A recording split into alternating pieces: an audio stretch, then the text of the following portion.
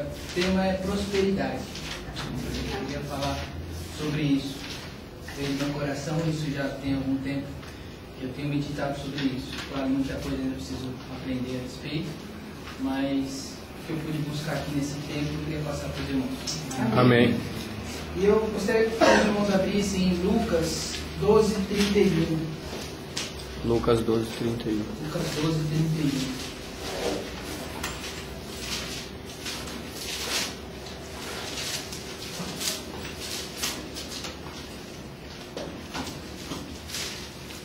Aqui, todos acharam?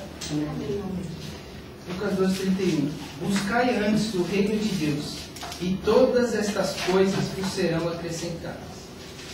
É um pequeno trecho, né, da palavra, onde no contexto geral fala-se sobre a necessidade de cada um pregar a palavra, fazer o seu trabalho da palavra.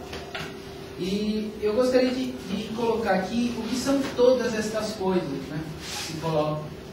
Porque muito a gente se vê e usam-se essas palavras do tipo todas as coisas. Sem o menor constrangimento, muitos pregam todas as coisas, né? Esquecem todas estas coisas.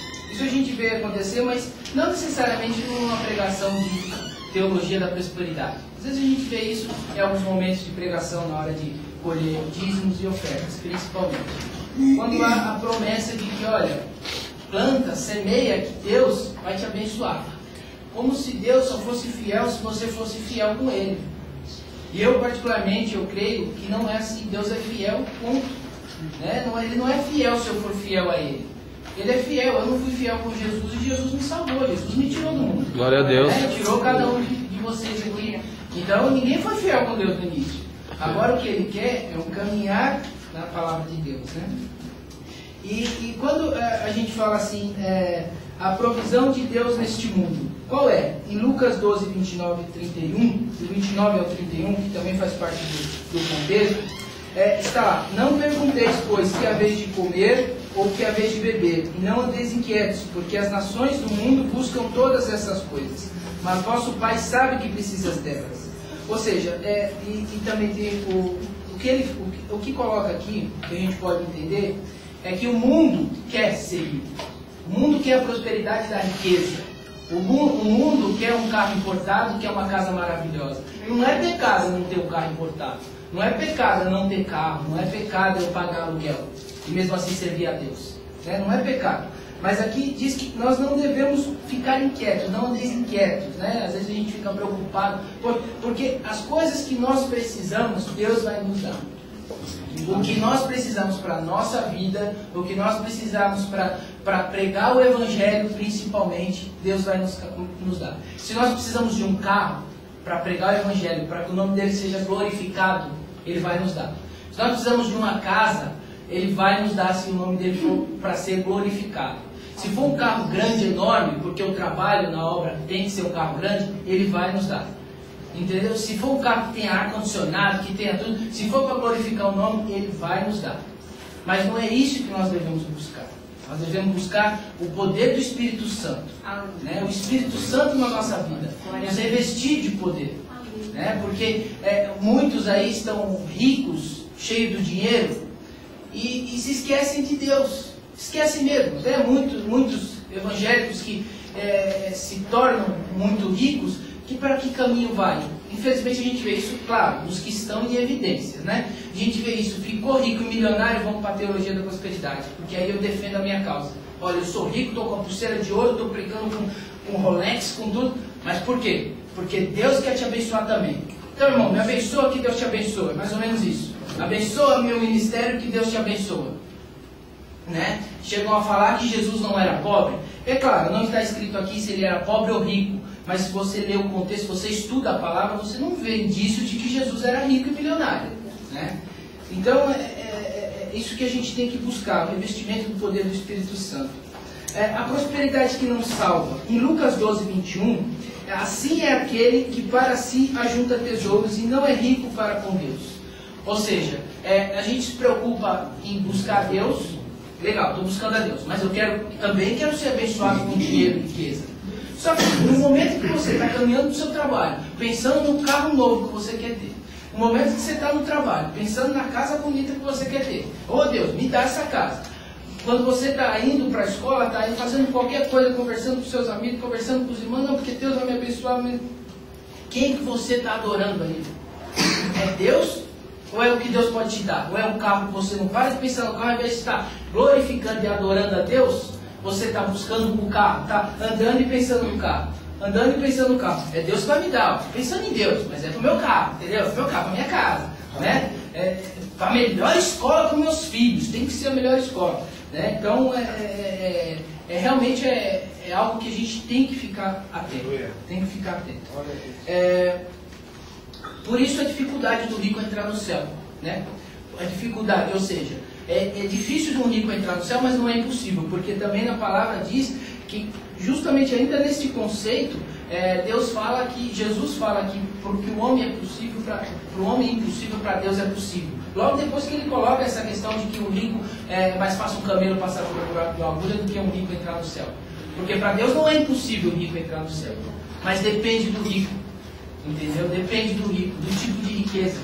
Às vezes a riqueza está espiritual no coração, e às vezes também está espiritual e está material. Mas ele ama a Deus, ele não ama a riqueza. Se eu quero ser rico, eu quero ser rico para abençoar a obra de Deus. Legal. Se você está pedindo para ser rico para abençoar a obra de Deus, se você consegue trabalhar e ganhar 100 mil, dá esses 100 mil para a igreja. É para a obra de Deus, para isso que você pediu para ser rico. Todo mês vai entrar 100 mil, eu vou tirar meus 10%, dou 10 mil para a igreja, vou dar mais 20 mil. Mas o restante Deus me abençoou. Mas cadê aqueles que estão passando fome? Né? Muitos pregadores milionários aí, muita gente passando fome. Né? Então, eu não estou aqui, por favor, falando das pessoas, né? Mas do espírito de adoração a Mamon que tem. Tá? Então, eu creio que pessoas muito mais abençoadas, eu tenho meus desvios de caráter, mas Jesus sempre, o Espírito Santo está sempre cobrando, como nos cobra a todos. Né? Então, por isso que nós não devemos arriscar a salvação. Né? Porque em Provérbios 38:9 diz: afasta de mim a vaidade e a palavra mentirosa. Não me des nem a pobreza nem a riqueza. Mantém-me do pão da minha porção de costume, para que porventura, estando farto, não te negue. E venha dizer: quem é o Senhor? Ou que empobrecendo não venha furtar e tome o nome de Deus em vão. Ou seja, fica claro de que eu não posso precisar se foi Salomão, né? Porque apesar de Salomão ter sido muito rico, essa frase parece ser uma pessoa muito sábia, não pode ser rico ou não. Porque é a palavra de Deus, né? E diz que a gente tem que pedir o que venha de porção para nós, a porção determinada, né? A porção determinada, nem mais nem menos, porque Deus conhece nosso coração. Às vezes a gente reclama: poxa, não tem um carro importado, não tem um carro com ar-condicionado, mas Deus sabe no teu coração: esse vaso eu quero usar, só que se eu der um carro importado para ele, ele vai se desviar, né? Então, é nisso que Deus trabalha no nosso coração. Então a gente tem que ficar atento para não arriscar a nossa salvação nisso, tá?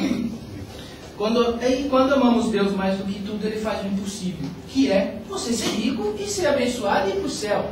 Né? Mas primeiro buscamos o reino de Deus e todas essas coisas serão acrescentadas. Né? Então buscar sempre o reino de Deus. O reino de Deus, esquece é difícil, irmãos, é difícil. A carne quer porque quer se levantar todos os dias. Mas quem não luta contra a carne é porque deixou ela vencer. Não, minha carne eu não luto não, porque não tem nada na minha tentação que nada me tente. Eu sou de Deus o caminho o tempo todo. Então, irmão, você está deixando a carne vencer. Porque a palavra mesmo diz que a carne sempre, nossa luta é constante. A vontade do Espírito é diferente da vontade da carne. Isso fala em Paulo, né? Paulo fala isso nas cartas dele. Eu posso dar aqui como testemunho da professora Patrícia, né?